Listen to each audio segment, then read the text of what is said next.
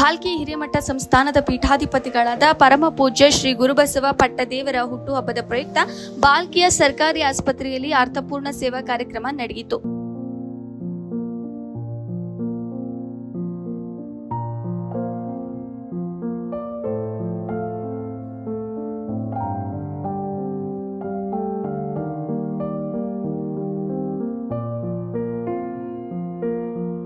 ಜನ್ಮದಿನದ ಅಂಗವಾಗಿ ಆಸ್ಪತ್ರೆಯ ಬಡ ರೋಗಿಗಳಿಗೆ ಆಲ್ ಇಂಡಿಯಾ ವೀರಶೈವ ಲಿಂಗಾಯತ ಮಹಾಸಭಾದ ರಾಜ್ಯ ಕಾರ್ಯದರ್ಶಿ ಕಿರಣ್ ಖಂಡ್ರೆ ಅವರು ಹಣ್ಣು ಹಂಪಲುಗಳನ್ನು ವಿತರಿಸಿದರು.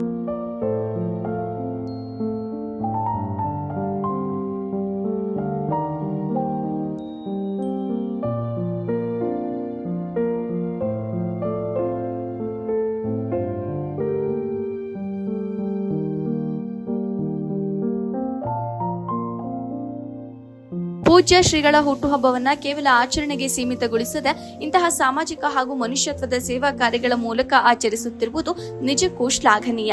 ಕಾರ್ಯಕ್ರಮದಲ್ಲಿ ಸ್ಥಳೀಯ ಮುಖಂಡರು, ಆಸ್ಪತ್ರೆಯ ವೈದ್ಯಾಧಿಕಾರಿಗಳು ಹಾಗೂ ಪೂಜ್ಯರ ಅಭಿಮಾನಿಗಳು ಹಾಗೂ ಕಾರ್ಯಕರ್ತರು ಉಪಸ್ಥಿತರಿದ್ದರು.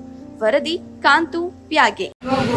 ಇವತ್ತು ನಮ್ಮ ಪರಮ ಪೂಜ್ಯರಂತ ಭಾಲ್ಕಿ ಹಿರೇಮಠ ಸಂಸ್ಥಾನದ ಪಟ್ಟಾಧ್ಯಕ್ಷರಂತ ಗುರುಬಸವ ಪಟ್ಟದೇವರ ಹುಟ್ಟುಹಬ್ಬದ ನಿಮಿತ್ತ ನಾವು ಭಾಲ್ಕಿ ಆಸ್ಪತ್ರೆಯಲ್ಲಿ ಎಲ್ಲರಿಗೆ ಹಣ್ಣು ಹಂಪಲು ಹಂಚಿ ಅವರ ಹುಟ್ಟುಹಬ್ಬವನ್ನು ಆಚರಿಸಲಾಯಿತು.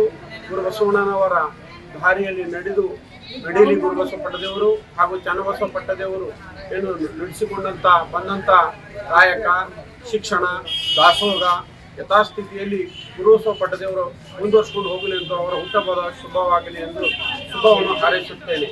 ಕಿರಣ್ ಕುಮಾರ್ ಖಂಡ್ರೆ, ಭಾಲ್ಕಿ.